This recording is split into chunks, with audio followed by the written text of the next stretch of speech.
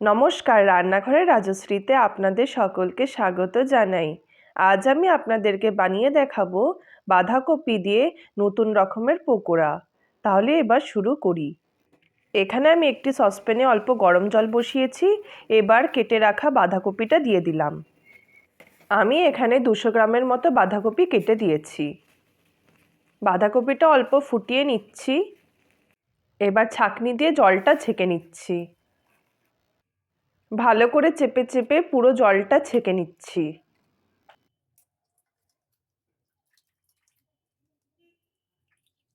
ভালো করে ছাঁকা হয়ে গেছে, এবার রেখে দিলাম।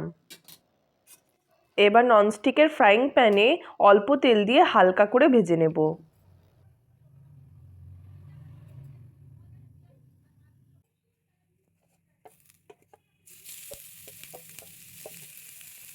পরিমাণ মতো নুন দিয়ে দিলাম।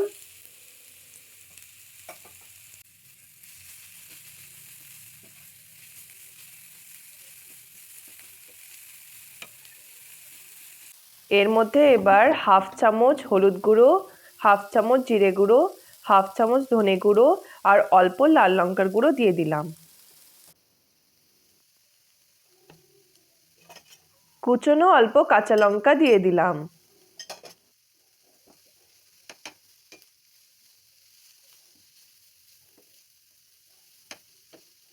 তেলটা কম লাগছে, তাই সামান্য আরেকটু তেল দিয়ে দিলাম।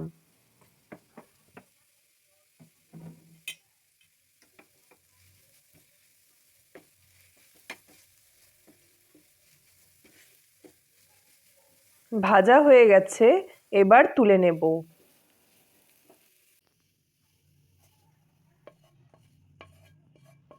কিছুক্ষণ ঠান্ডা করে নেব।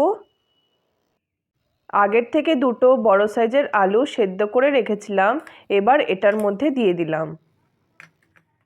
পরিমাণ মতো নুন দিয়ে দিলাম। এর মধ্যে এবার 4 চামচের মতো চালের গুঁড়ো দিয়ে দিলাম। ভালো করে মেখে নিচ্ছি।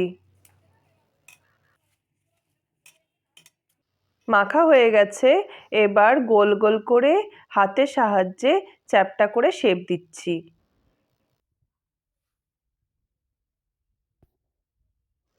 ঠিক এভাবে সবগুলো করে নিলাম। এবার একটা বাটিতে ময়দা দিয়ে একটা ব্যাটার তৈরি করে নেব।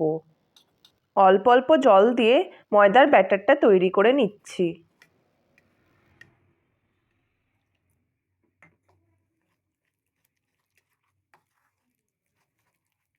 অল্প নুন দিলাম। ব্যাটারটা ঠিক এরকম হবে, বেশি পাতলা বা বেশি মোটা হবে না।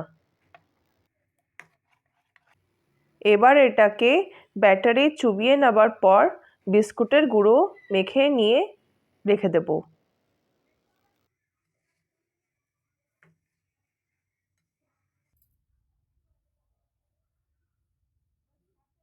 ঠিক এভাবে সবগুলো তৈরি করে নেব।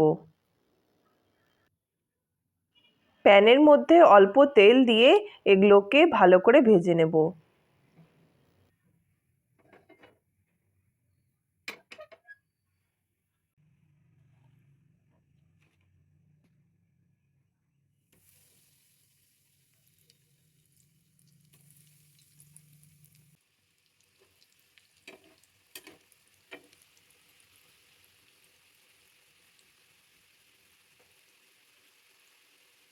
দুদিক ভালো করে ভেজে নিচ্ছি।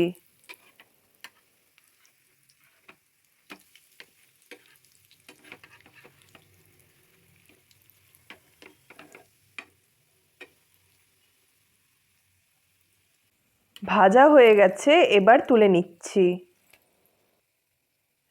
সবগুলো ভেজে নিলাম। বাঁধাকপি দিয়ে নতুন রকমের পকোড়া তৈরি হয়ে গেছে। আমার এই রেসিপিটি ভালো লাগলে তাহলে প্লিজ লাইক আর সাবস্ক্রাইব করে দিয়েন।